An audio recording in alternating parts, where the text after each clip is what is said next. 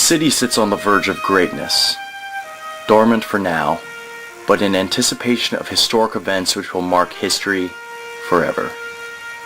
Over a century ago, a 29-year-old Frenchman gave voice to a fragile, ambitious idea, powerful enough to unite the world. His name, Pierre de Coubertin. His idea, to restore the Olympics after an absence of 1,500 years.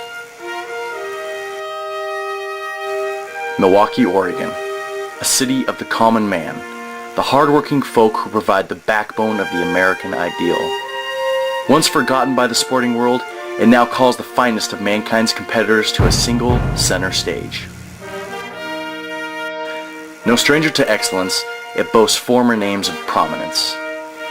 Wheeler, Ellis, Steyert, Bletcher, and Anderson all adorn the halls of this great tradition. And now men and women from the far corners of the earth gathered in a solitary cause to be added to their ranks. They come from the vast expanses of junior high and high school, having prepared for the events in relative obscurity. Their emotions heightened, their minds focused. They know that there is no such thing as waiting for next year. You might know them as students, nephews, grandkids, but when they advance to the field of play, they become athletes performing feats of heroic proportions.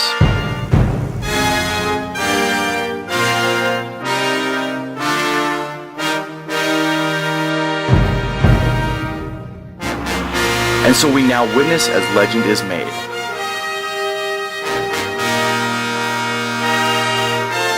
The 2008 Fuel Olympics from Milwaukee, Oregon, USA.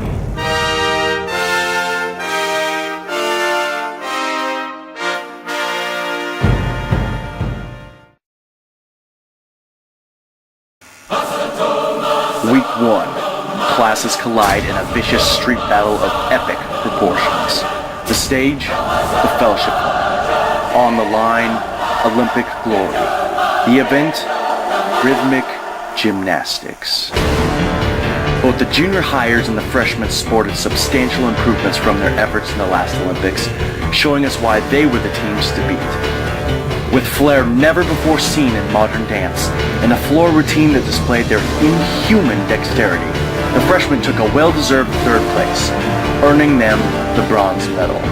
After 3 years of continuous weight training, the junior hires showed why they are a force to be reckoned with, nabbing a silver medal to add to their growing collection. A disappointing Olympics this year for the seniors, as they failed to enter a team due to positive results from a performance-enhanced drug test.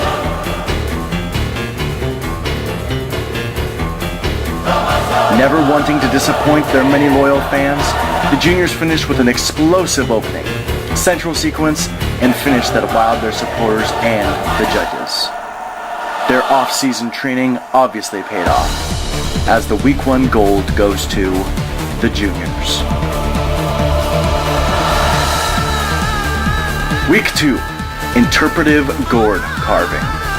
In a rain-delayed event, the heavily favored sophomore class was pitted up against an up-and-coming freshman squad. One word, intensity. With blades drawn and eyes shimmering in the approaching autumn night, the contestants thrust their blades deep into the hearts of the competition.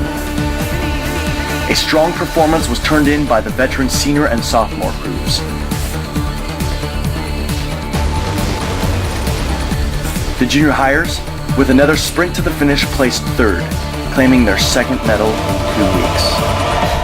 Not to be outdone, the surging freshmen, with their bladesmanship and ingenuity, snatched a surprising silver.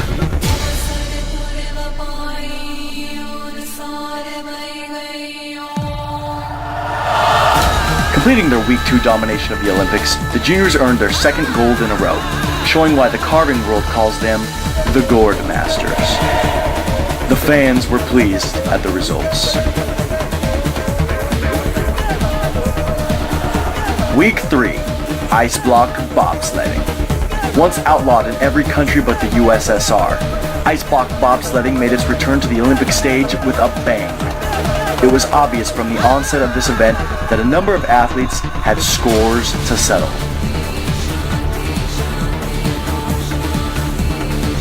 widespread panic, hysteria, jubilation.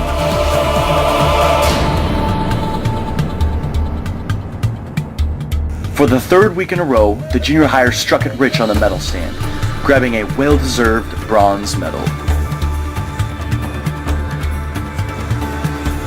Using techniques developed in the deepest corners of China, the sophomores skated to a cool silver medal.